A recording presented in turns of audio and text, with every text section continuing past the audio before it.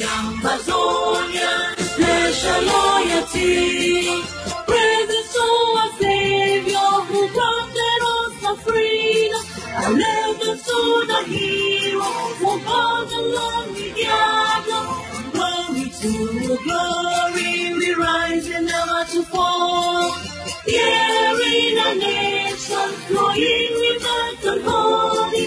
Glory, glory, glory to the Father for making you a nation, a joy forevermore.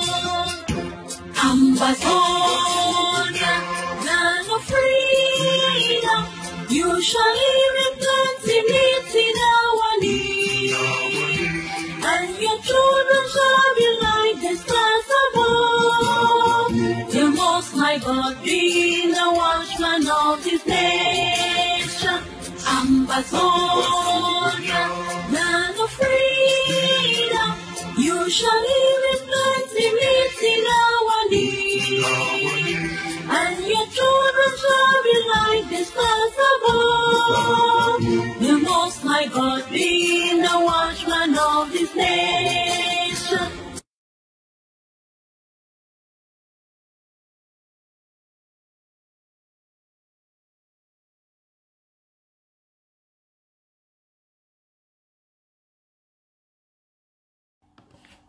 My dear Amazonians, I salute you all. Our revolution suffered great heat last January with the abduction of our leaders, including yours truly at Nera Hotel in Abuja, Nigeria. This horrific incident had a great impact on each and every one of us and forever changed and emboldened our quest for the restoration of our independence as Southern Cameroonians. Though it may take a while for me to completely recover from what I went through and what the other leaders still in captivity are currently going through till date, my resolve for our freedom is unshaken. I can assure you that our leaders, though in captivity, will never betray their people or give up on our quest for full and complete independence. After my release, I vowed that I will not attempt to move an inch out of Nigeria until the whereabouts of our leaders was very certain. In addition to them having full access to lawyers and their families. Our leaders now have access to their lawyers and their family members. Whatever I say now can be corroborated by what our leaders have told their family members and their lawyers as to what happened leading up to our arrest. Amazonians and family members of our detained leaders in the last few months have been drawn into the social media confidential sources and fed with all sorts of conspiracy theories as to what could have possibly happened and what role I played in making it happen. Many people have followed and believed in these theories, and some have crucified me in conclusion based on fictions and hypothetical facts. I have been in contact with the lawyers of our detained leaders and some of their family members. I share details of everything I know towards the finding of justice for our leaders. Yes, the conspiracy theories have been brought to my attention too. I have cried over some and I have laughed over some, but ultimately I'm glad that Amazonians' resolve to freedom is absolute, and no matter what, our focus on the goal remains a unifying factor. To many, Seseko Ayoktabe, Paatasan, Dr. Kimeng, Dr. Fidelis, Dr. Cornelius, Professor Awason, Pamfor, Barrister Shufai, Barrister Yambe, and Dr. Egbe are leaders. But these men, over the past many months working together in this struggle, have become fathers and brothers to me. I can relate not only how Amazonians are feeling, but also how their family members feel because I'm one of them. For months, I did not know where members of our families were, and to be one of the least anyone should have expected was to know where they are and how they are, and possibly even what really happened. Now that we know where they are, I am very relieved because they are better placed to answer these questions to their lawyers and family members who now have access to visit them.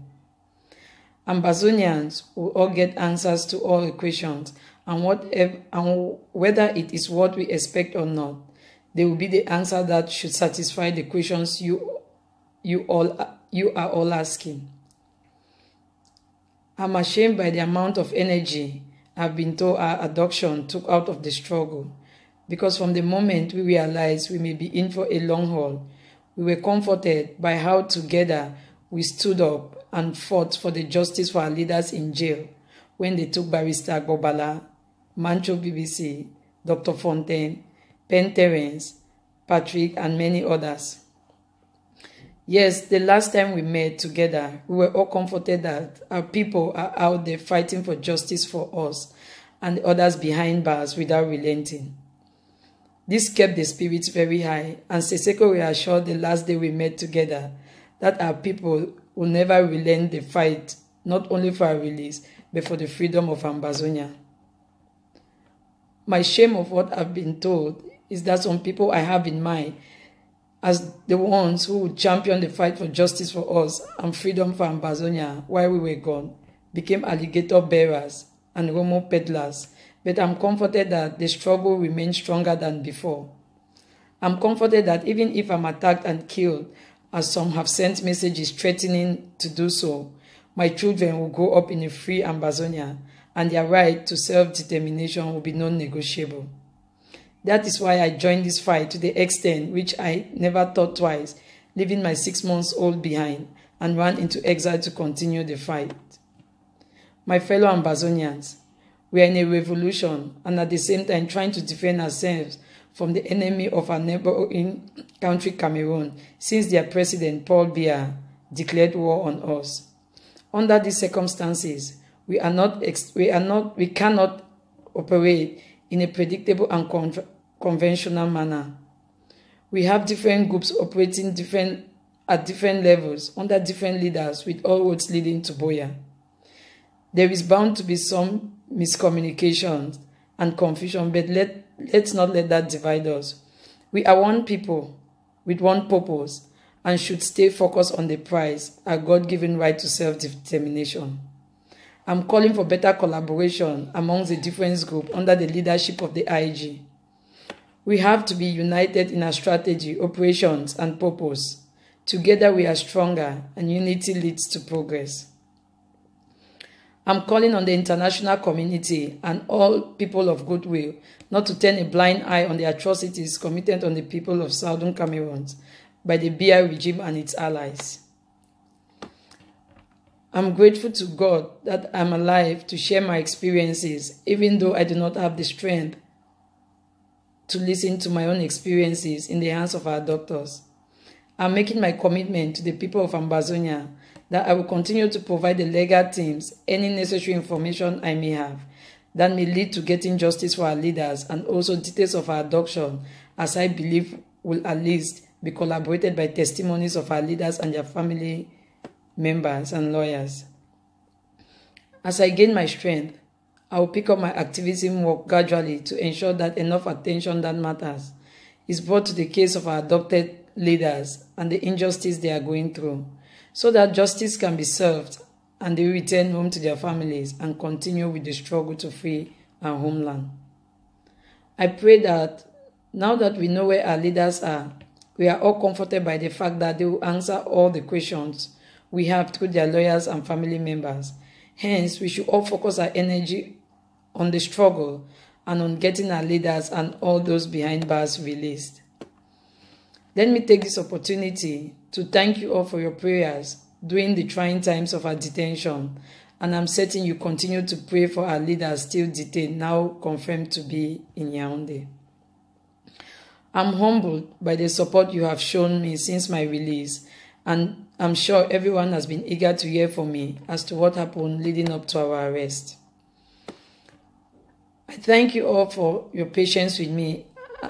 I want to thank especially the family members of our detained leaders who have been extremely supportive to me since my release, and also those who have been suspicious of my release.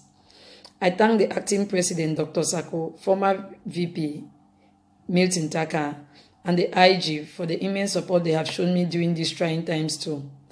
I will end by thanking all those who stayed true to the struggle and although tempted never became party with distractions. I want to thank those friends who remain friends despite all the stories out there about me and my activities leading up to their arrest.